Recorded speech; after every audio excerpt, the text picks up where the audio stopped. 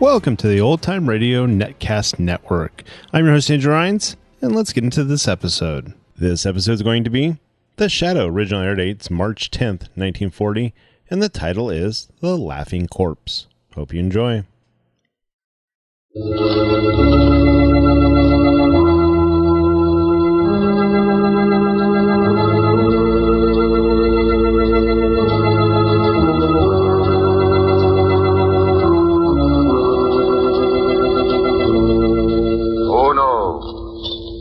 What evil lurks in the hearts of men? The Shadow knows.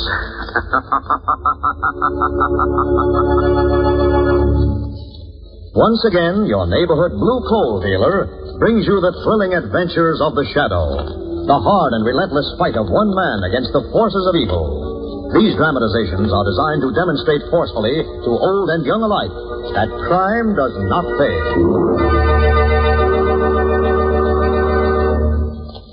There is enough anthracite for all the lucky householders whose homes are heated with hard coal. These homes are enjoying healthful warmth in every room. Even though winter winds blow, there is no need to cut down heat or close off rooms in homes heated with dependable hard coal. Yes, sir.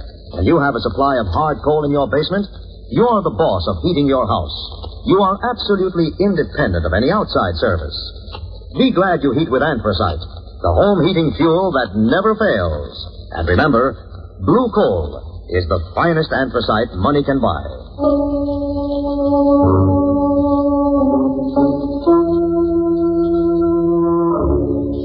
The Shadow, the serious character who aids the forces of law and order, is in reality Lamont Cranston, wealthy young man about town.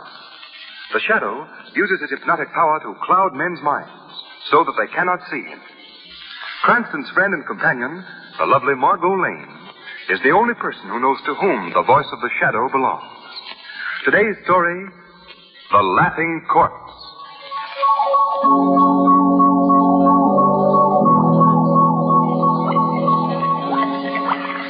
So when I see you come into the bar, I says to myself, there's a nice guy, I says. I'm a very keen judge of character. Yes, sir. So when you offer to buy me a drink, I accept. Say, by the way, mister, you ain't told me your name. What kind of a place is this you took me to? Looks like a lab or something. You know what I enjoyed?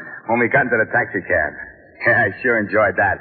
Driver, take us to 31 Blackwell Place. 31 Blackwell Place. Gee, it's been a long time since I had a taxi ride.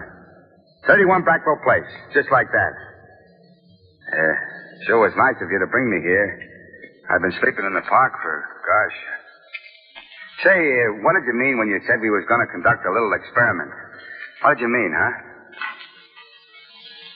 Why ain't you talking to me? You ain't sore, are you? Well, don't talk if you don't want to. I don't care. What are you making in those test tubes? What kind of stuff are you making? Say, why are you looking at me like that? What have I done? Don't look at me like that. Hey, don't come any closer. I'm getting out of here. I'm getting out of here. It's locked. Please, let me out of here.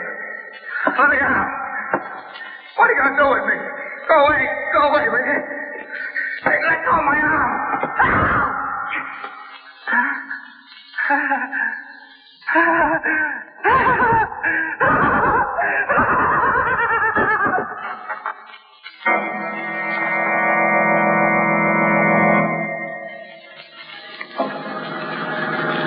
Margot, look, I do enjoy this lovely cab drive with you, but will you tell me where I'm going at this hour of the night? Well, Lamont, if you knew, you'd get angry. And not knowing makes me angrier. Shrevey. Yes, sir? Do you know where you're driving us to? Let me see now.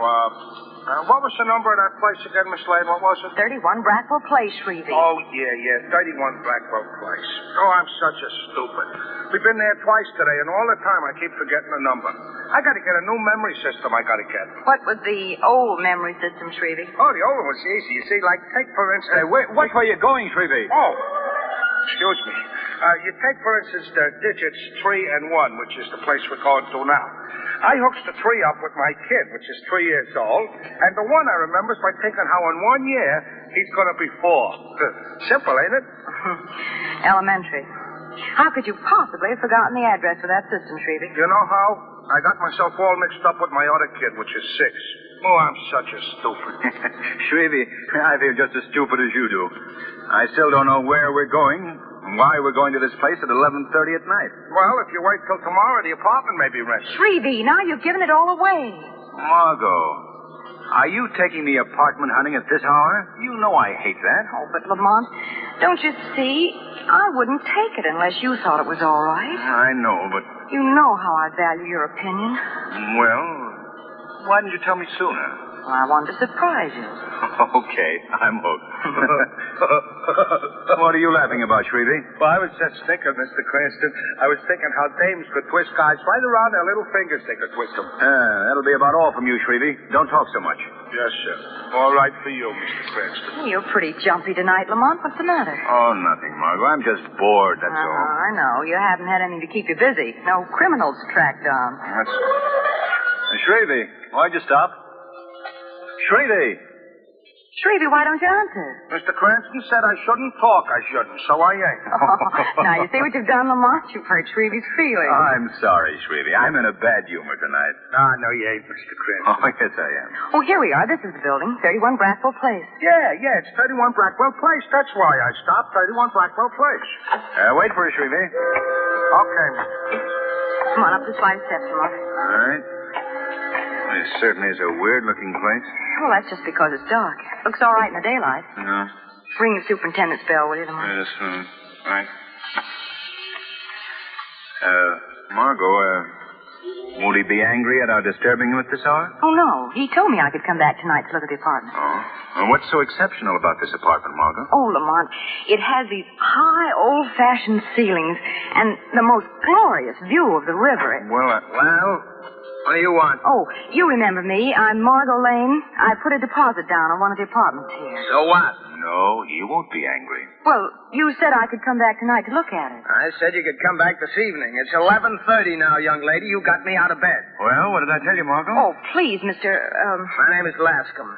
Please, Mr. Lascom, I know it's very inconsiderate to bother you at this hour, but couldn't we please see the apartment? Oh, well, come in. Thanks. Down the end of this hall.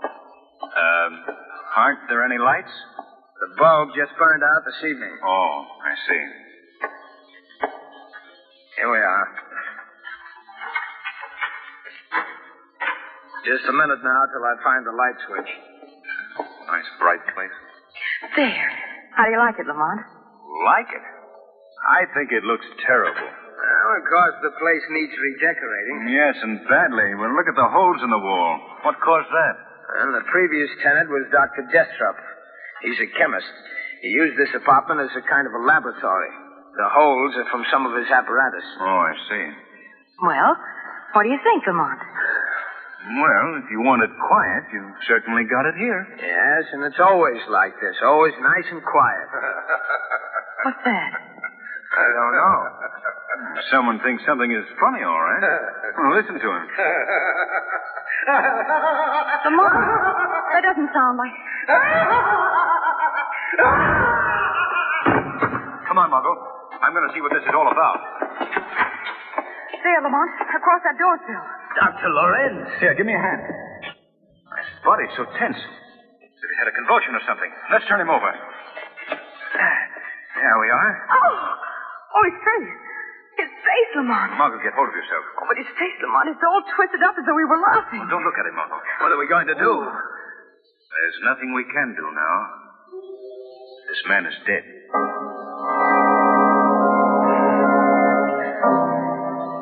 What makes you think Dr. Lorenz was murdered, Cranston? I don't know, Commissioner Weston. Just a hunch. Well, there's not a mark of violence on the body. Well, if you'd heard that terrible laugh, Commissioner, you'd think something was wrong, too. Miss Lane, I'm sorry. I didn't hear the laugh. But even if I had, there's still not a bit of evidence here. Not a single clue to indicate murder. Well, Commissioner... All right. Now, you, Lascom is my name. Lascom. Now, what do you know about this? I told you nothing.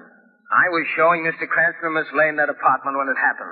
Did the dead man, Dr. Lorenz, have any enemies, Bascom? No, not that I know of. Who was the man who occupied that apartment Miss Lane was thinking of renting? Dr. Destroff, but I told you that, Commissioner Weston. Destroff and Lorenz. Yeah, now I remember those names. They're partners. They own a big chemical laboratory. Didn't you know that? You didn't ask me. I didn't ask you. Why did Destroff move out of his apartment? He had a big argument with his partner, Dr. Lorenz, about 2 weeks ago, and he moved out the next day. Then he's the one who must have done it. Done what, Miss Lane? Murdered Dr. Lorenz.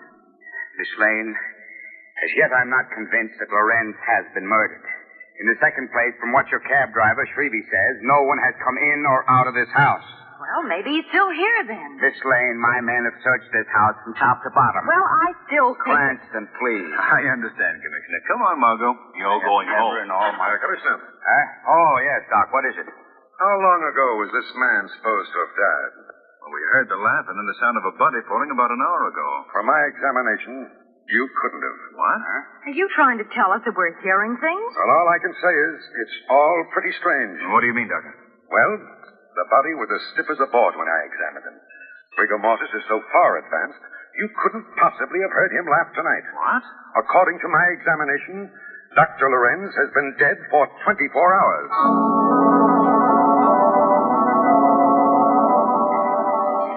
The way the medical examiner talked, you think we didn't know what we were doing, Lamont. How could the man be dead and laugh? The laughing corpse. It is pretty strange, Margot. I think Commissioner Weston ought to get a new medical examiner, is what I think. Well, Margot, you remember when I went to turn Dr. Lorenz over, I remarked that the body was stiff? Well, it does look as if he'd been dead for some time. But that terrible laugh, Lamont. What of that? I don't know, Margot. And Lorenz's face was contorted as though he'd been laughing. Margot, I believe it was Lorenz that we heard. Why do you say that, Lamont? And look at this. Why, it's a little box. Looks like a jewel box. Yes. Read what's written inside the cover. You will laugh, but not from joy. You will laugh, and the laugh will be the laugh of death. Lamont. I found this little box lying on the floor near Lorenz's body before Weston came. What do you suppose was in it, Lamont? I don't know, Margot. But I'm going to find out. The Shadow is going to pay a visit to Dr. Destroff's laboratory tonight. Perhaps there I shall find the solution to the mystery of the laughing corpse.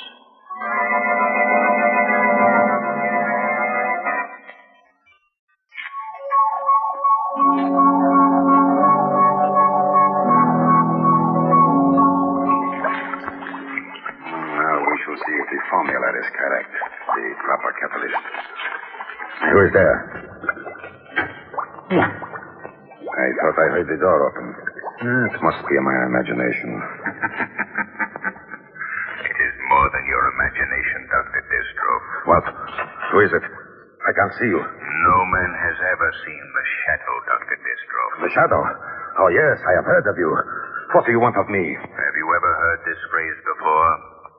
You will laugh, but not from joy. You will laugh, and the laugh will be the laugh of death. Where did you hear that? The Shadow has ways of finding things out, Dr. Destroff. You'd better tell me what you know of the Laughing Death. The Laughing Death? Here, tell me, Shadow. Has it already happened? Is Lorenz dead? It won't do you any good to pretend innocence. Lorenz was murdered earlier this evening. How did he die? Tell me, I must know. You know how he died. Yes, I know. I know how he died, just as the notes warned us. The notes? Then you, too, have received a note? Not since last year. So he has made good his threat, then. Who, Destroff? I'd better tell you everything, Shadow. 7 years ago, there was another partner in this laboratory besides myself and Destroff. A man named Vitor. He was incompetent, a drunkard. When Lorenz and I perfected a new formula, we refused to give him a share in the profits. Go on. After heated words, we dissolved the partnership with Vitor. Then Lorenz and I opened a new laboratory by ourselves. You threw him out? Call it that if you will. He only hindered us. He was ruined. No money, no credit. And he was really a brilliant chemist, but undependable. It was impossible for him to get work. What happened to him? That we do not know. He came to us and begged to be taken back, but we refused. Lorenz laughed at him, and I suppose I did too. He was so ridiculous. Vitor threatened you? Yes, with the laughing death. Each year a note has come with the same words. You will laugh, but not from joy. You will laugh, and the laugh will be the laugh of death. I see. Why did you and Lawrence quarrel? Why did you move from your apartment? Oh, you know that too. Yes, Destroff, I know. Well, you see, Lawrence took the threat seriously, and I did at first. But after nothing happened for so many years, I thought it was just, a means of annoyance. And this year, no note came. And Lorenz was very much upset and worried. He believed it meant that Vidor would strike. And you? Well, I laughed at the whole idea. I told Lorenz that if he wanted to go the rest of his life fearing a foolish threat, he could. But I refused to bother about it anymore. And just led to words, and I left in anger. I see. Where does this other partner live? Oh, why, I think that he... Oh, what is this? Oh, I did not notice it before. A small package addressed to me. My assistant must have put it on my desk earlier, and I had not noticed it. Don't touch that box. Why, it looks like a little jewel box. A tiny box similar to that one was found next to Lorenz's body. Oh, yes? What was in it, Shadow? Nothing, Destroff. Except that threat written on the inside cover. Oh, now surely the words cannot hurt me. There may have been something in the box when Lorenz opened it. Oh, now, Shadow, my scientific curiosity will not permit me to allow this box to go unopened. I have rubber gloves on it. If it contains some strange type of poison, it cannot possibly hurt me. Destroff, I'm warning you. Oh, now, Shadow, I must open it. There seems to be a little push button here. There. It's empty. Oh, wait. Here's a message written on the inside. You will laugh, but not from joy. You will laugh, and the laugh will be the laugh of death. The same note that Lorenz received. Yes. Destroff, your life is in danger. You must tell me where Vito lives. Yes. Before he can complete his revenge. I think that he lives... I think...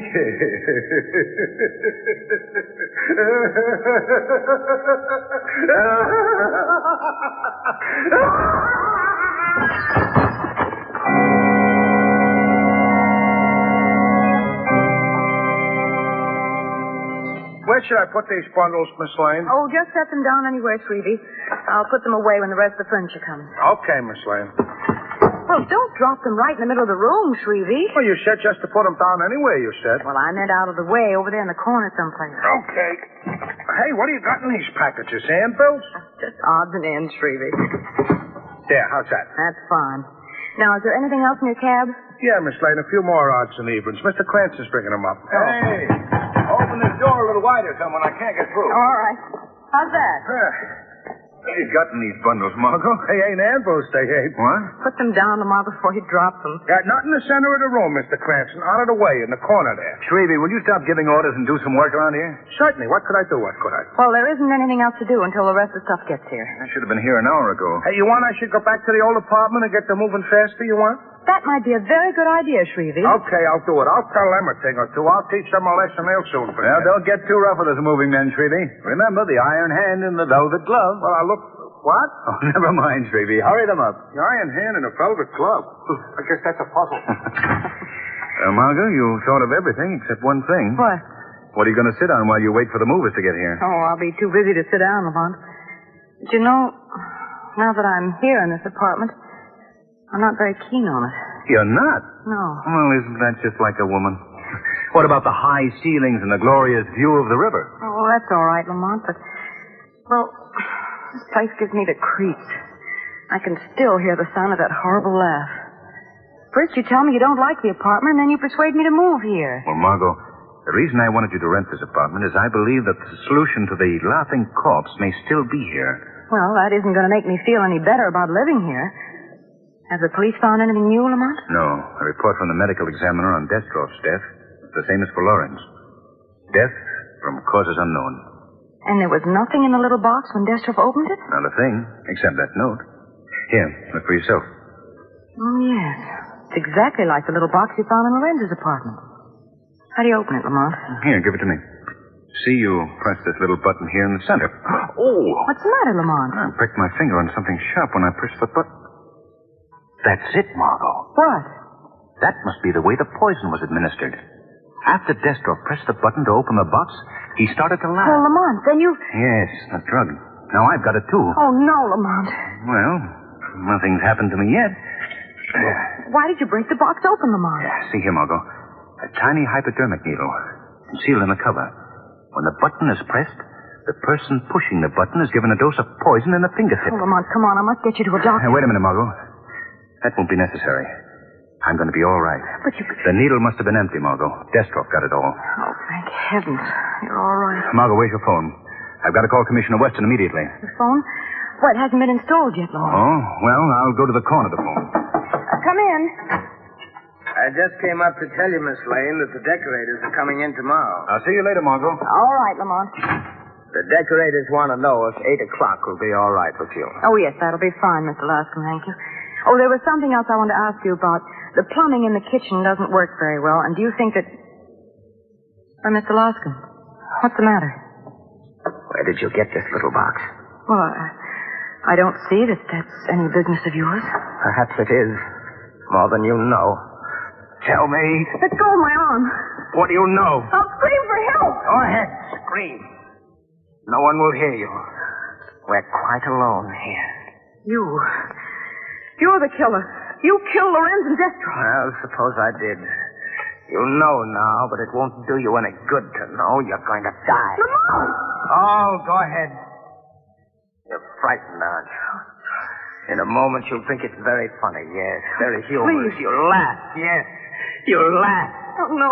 And you will die laughing.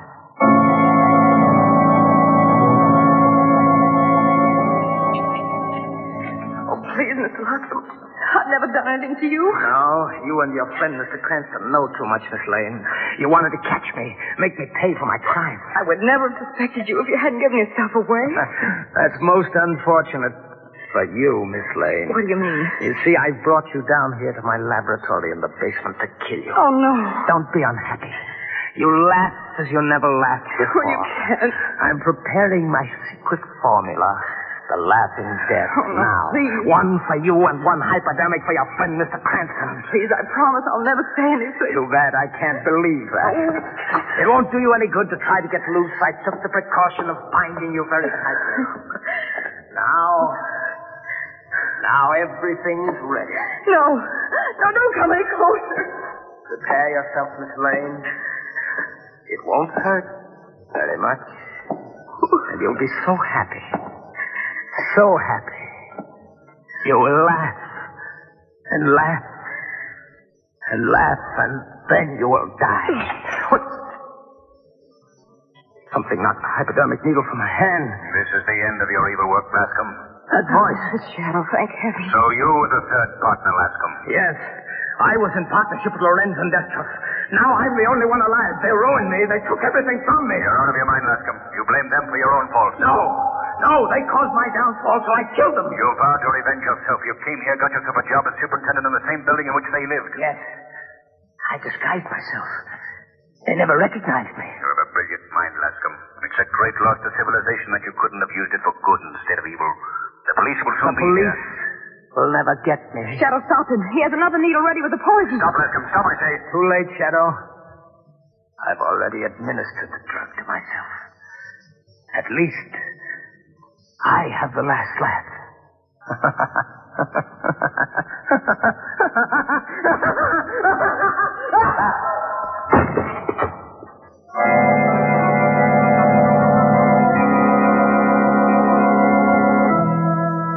So you see, Margot, the plan was devilishly well executed. Well, how did you know where I was, Lamont? When I came back to the apartment after calling Weston, you were gone. I figured you were with the superintendent. You remember he came in just before I went out. Yes, Lascom, or whatever his name was. His real name was Vitor. Vitor disguised himself and took the job here as superintendent of the building so he could watch his enemies, Destrov and Lorenz. That's right, Margot. Then he sent them the little boxes with the hidden hypodermic needles filled with the laughing death. Mm-hmm. Oh, Lamont, just the memory of that terrible laughter makes my blood run cold. And the look on Lorenz's face when we found him. Ooh. Margot, we didn't really hear him laugh. What? Well, if that wasn't a laugh, what was it? Well, you see, the poison in the hypodermic needle was very potent and worked very rapidly. It caused a sort of convulsion that sounded like laughter. Well, if you're trying to tell me that the victims didn't enjoy themselves, you needn't go any farther. Is that why the medical examiner thought that Lorenz had been dead for some time when he examined him? Yes, the poison caused a sudden contraction of the muscles, a sort of pseudo-rigor mortis. What? Pseudo-rigor mortis. Oh. If you think I understand what you're talking about, you're crazy. I'll answer it, Margot. Hello, Mr. Cranston. Hello. Hello, Shrevey. Oh, sweetie, is everything all set? In the bed. Yeah, yes, Miss Lane, all set. Oh, come on, Lamar, let's go. Go where? We're going to look at a new apartment for me. New apartment? Well, you don't suppose I'm going to live in this place after what's happened here? Yeah, we're moving. What, again? That's the same thing I said, Mr. Cranston. Ain't women... Shrevey? Oh, Miss Lane, I was only about to comment, ain't women wonderful? I got out of that one all right.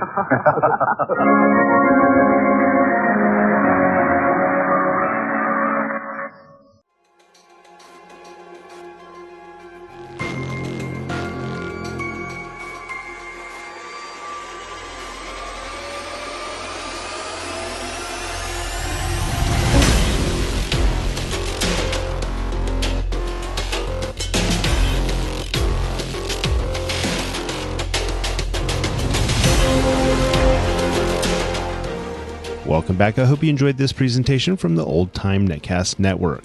For more great shows, go to otnetcast.com. Don't forget to like and rate this episode in your favorite podcatching client. Follow this show on Facebook by going to otnetcast.com/Facebook. This episode is covered under the Attribution Non-Commercial ShareAlike copyright. For more information, go to otnetcast.com/copyright. Thanks again for listening, and I hope you have a great day.